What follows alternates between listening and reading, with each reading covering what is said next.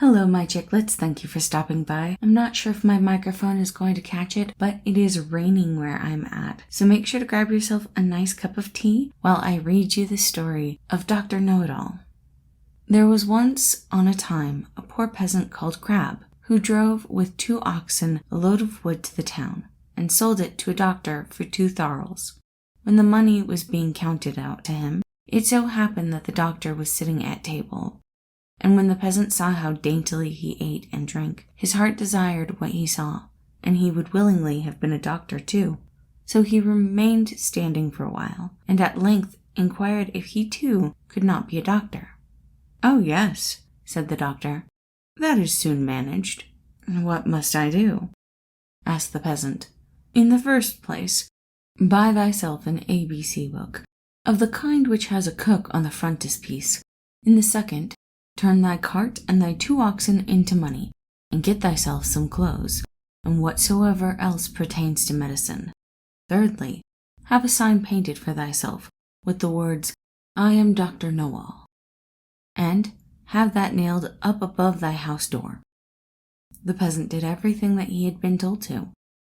When he had doctored people a while, but not long, a rich and great lord had some money stolen. Then he was told about Dr. Know-All, who lived in such and such a village, and must know what had become of the money. So the lord had the horses put in his carriage, drove out to the village, and asked Crab if he were Dr. Know-All. Yes, he was, he said. Then he was to go with him and bring back the stolen money.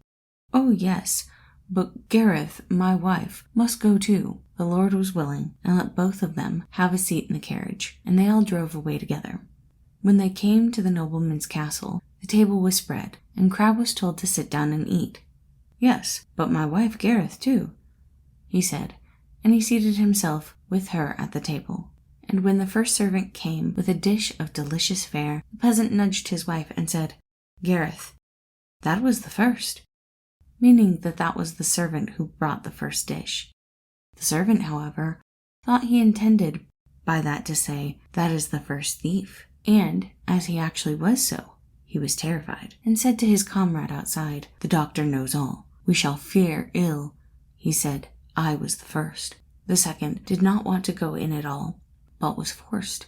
So when he went in with his dish, the peasant nudged his wife and said, "Gareth, that is the second." This servant was just as much alarmed, and he got out. The third did not fare better, for the peasant again said, "Gareth, that is the third."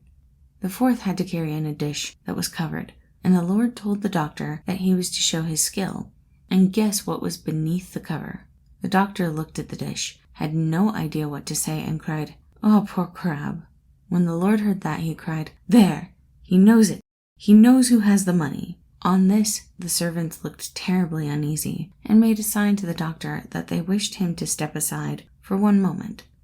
When therefore he went out, all 4 of them confessed to him that they had stolen the money, and said that they would willingly restore it and give him a heavy sum into the bargain, if he would not denounce them, for if he did, they would be hanged.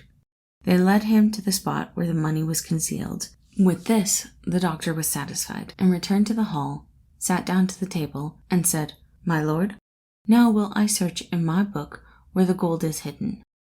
The 5th servant, however, crept into the stove to hear if the doctor knew still more. The doctor, however, sat still and opened his ABC book, turned the pages backwards and forwards, and looked for the cook. As he could not find it, immediately he said, "I know you are there, so you'd better show yourself." Then the fellow in the stove thought that the doctor meant him, and in full of terror, sprang out crying, "That man knows everything." Then Dr. Know-All showed the count where the money was, but did not say who had stolen it, and received from both sides much money in reward, and became a renowned man. Thank you all for listening. I do hope you enjoyed this short story, and I hope you have a wonderful day.